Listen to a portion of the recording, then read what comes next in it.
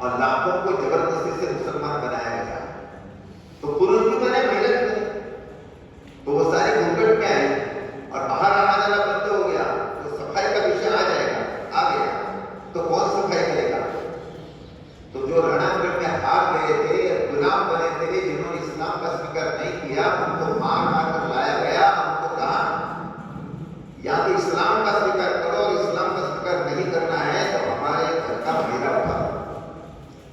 और भाइयों बहनों, अपने उस धर्मनिष्ठ पूर्वजों ने सफाई का काम का स्वीकार किया, लेकिन हमारा धर्म नहीं किया। उनके स्वाभिमान का भंग हो गया। वाल्मीकि समाज के गोत्र के तो अम्बेडकर जी ने बात कही, राठौड़ है, परमार है, सोलंकी है, चौहान है, किसके गोत्र है? ये सारे क्षत्रियों के गोत्र हैं। वाल्मीकि समाज का समय बहुत अध्ययन हो गया है। 80% वाल्मीकि समाज के गोत्र क्षत्रियों के, 20% गोत्र ब्राह्मणों के।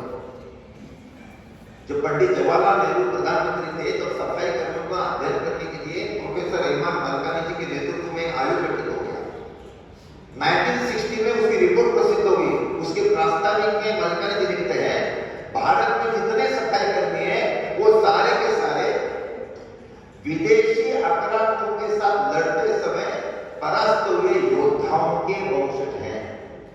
मलकानी जी कांग्रेस के सर्वोदय थे, संघ के विषयों को प्रसिद्ध कर नहीं थे, लेकिन उन्हें बात कही है 1000 साल पहले हिंदुस्तान के किसी भी भाषा के किसी भी पुस्तक में सफाई कर्मी नाम की किसी जाति का उल्लेख नहीं मिलता है।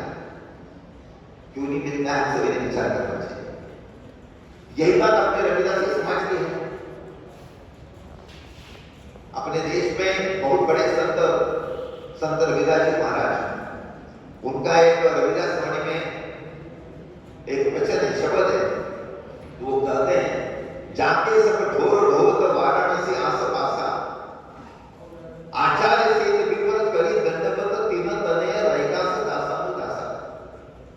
मैंने आज इस काशी के आसपास हमारे जात भाई मरे हुए पशुओं को ढो रहे हैं, लेकिन कुछ साल पहले काशी के विद्वान पंडित हमारे पूर्वजों को प्रणाम करते थे।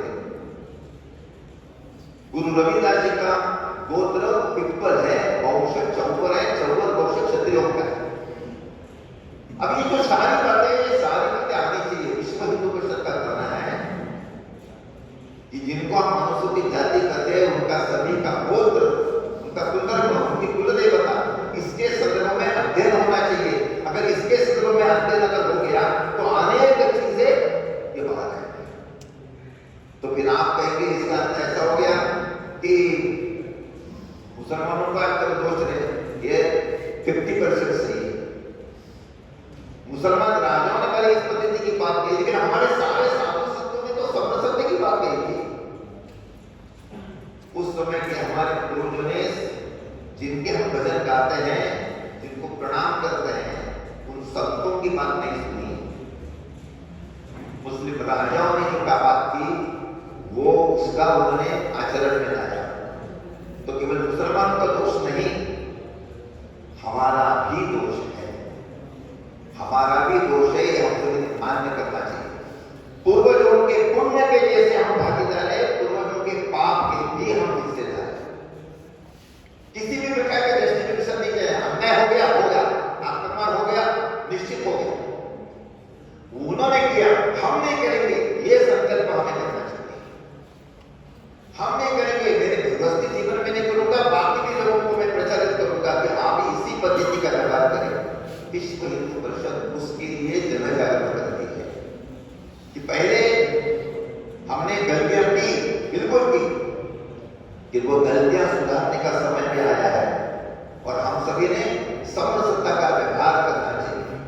बड़ी जाति छोटी जाति इस शब्द को हम सभी ने छोड़ने चाहिए, उसका उच्चारण हम नहीं करेंगे। कोई बड़ा नहीं, कोई छोटा नहीं। जब मैं कर रहा हूं वो छोटी जाति ने ऐसा कहा, मैं बड़ा हूं, समरसता नहीं आ सकती। जाति आधारित जितने भाग प्रचार है, कहावत है, उसका उपयोग हम नहीं करेंगे, सबने मिलकर तय किया करना चाहिए। डॉक्टर अंबेडकर की, महर्षि वाल्मीकि जी, संत रविदास जी, ये एक विशिष्ट जाति के आइकॉन नहीं, सारे हिंदू समाज के लोग पूजनीय है, वंदनीय है, सभी लोगों को प्रणाम करना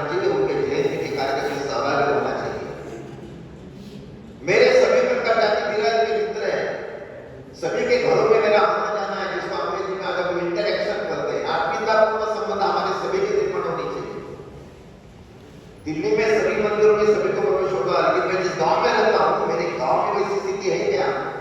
अगर नहीं है तो मेरे गांव में मेरे रिश्तेदार रहते हैं, वहां धार्मिक मंदिरों में सभी को प्रवेश मिलना चाहिए। इसलिए जितना काम करना पड़े वो मैं करूंगा। ये भी बात